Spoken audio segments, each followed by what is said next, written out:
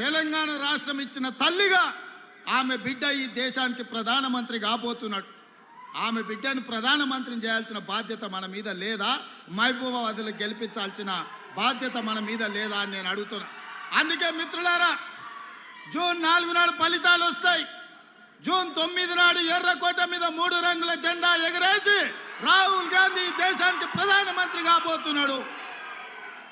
ఆ పండుగలో 14 మంది ఎంపీలను నేను, మా తుమ్మల గారు, మా పొంగులేటి గారు 14 మందిని ఎంబడి పెట్టుకొని ఆ పండుగకు పోవాలి, మీరు మద్దతు ఇవ్వాలి అని నేను అడుగుతున్నా.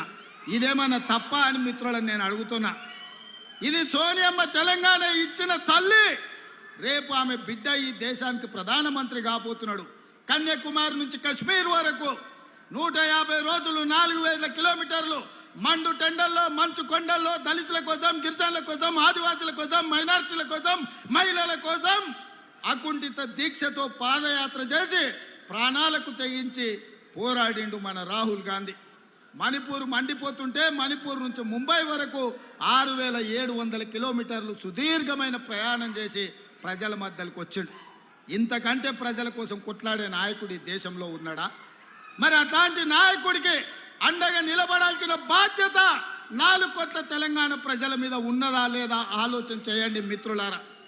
ఇవాళ వాళ్ళు అంటారు కాంగ్రెస్ ప్రభుత్వం గ్యారంటీలు ఇచ్చింది అమలు చేయలేదని.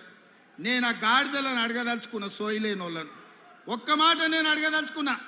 10 ఏళ్ళు కేడీ ఇక్కడున్నాడు, 10 ఏళ్ళు మోడీ అక్కడున్నాడు. మోడీ రైతులకు 2 ఆదాయం చేస్తా అన్నాడు.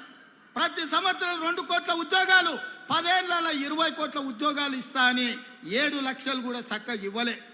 రైతుల ఆదాయం సంగతి దేవుడెరుగు, రైతులను కాల్చి చంపిండు ఢిల్లీలో.